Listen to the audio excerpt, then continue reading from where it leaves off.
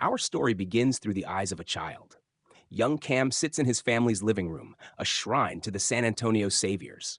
He and his father are glued to the TV, watching their hero, legendary quarterback Isaiah Here's our White, in the dying quarterback, seconds of the Super Isaiah Bowl. White. He has been With everything on the line, Isaiah launches a flawless touchdown very, pass, very sealing diligent victory as in a man. blaze All of right, Will, you glory. ready? But triumph turns to horror in an instant. A brutal hit snaps his leg at an impossible angle. His career seems finished. As the stadium falls silent, Cam's father grips his shoulders and whispers the words that will haunt him forever: "No guts, no glory." That moment forges Cam's destiny. His father would soon pass away, leaving him to carry the weight of a legacy he never asked for. Against all odds, Isaiah, now known simply as Zay, made a miraculous recovery, went on to win 8 championships, and became more myth than man. Flash forward.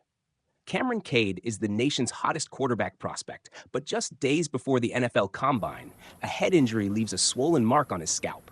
His agent Tom assures the media he's fine, but privately Cam crumbles, suffering a panic attack as his dream slips away. Humiliated, he drowns himself in a chaotic party, only to be caught in a viral brawl. His career flatlines overnight. Then, when all seems lost, his phone rings. It's Zay. His childhood idol offers him one last chance: a week-long private training camp at his secret desert facility. Welcome to the Grinder. Cam arrives in the wilderness, greeted by a bizarre cult of Zay's worshippers outside the gates. Inside, the facility feels less like a gym and more like a shrine. Zay greets him with cryptic wisdom, confiscates his phone, and enforces radical detachment. Day 1, ironically called fun, begins with brutal workouts and ends with Cam stripped naked, examined like livestock by Zay's unnerving doctor Marco. Zay dismantles Cam's psyche, mocking his devotion to his father's memory. To be great, Zay insists he must find something deeper or darker. The days grow harsher. Cam endures freezing ice baths, stumbles across Zay transfusing his own blood, and meets Zay's unsettling wife, Elsie. On day 2, poise, he's abandoned in the desert. On day 3, leadership, he's savagely beaten by other players until insults to his late father push him into a violent rage. Exactly the response Zay wanted. Haunted by visions, Cam finally hears a chilling warning from Marco. 2 men enter, 1 leaves. The final trials, Zay escalates the torment. Cam is locked in a blistering sauna, attacked by a crazed fan, and forced to fight for survival.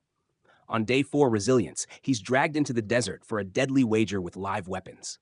On day 5, vision, he's submerged in a sensory deprivation tank and hurled into psychedelic nightmares. He emerges broken, confessing on a surreal TV broadcast that he abandoned football after his father's death, his greatest shame. The week culminates with a masquerade at a remote industrial hall. Dressed in white, Cam is paraded before the Savior's powerful owner and a cabal of elites. Marco leans in with a final warning: run. But Elsie sees it, and Marco's fate is sealed. His severed head soon appears as a grotesque trophy. Cam is drugged, submerged in ice, and injected with Zay's blood. A twisted baptism. The King's Throne. In a blood-red theater, Cam faces Zay in a final duel. Zay roars, "If you want to be king, take my crown." Their battle is savage. Cam is nearly destroyed, but fueled by rage and blood, he unleashes his fury, killing his idol and claiming the helmet like a severed head.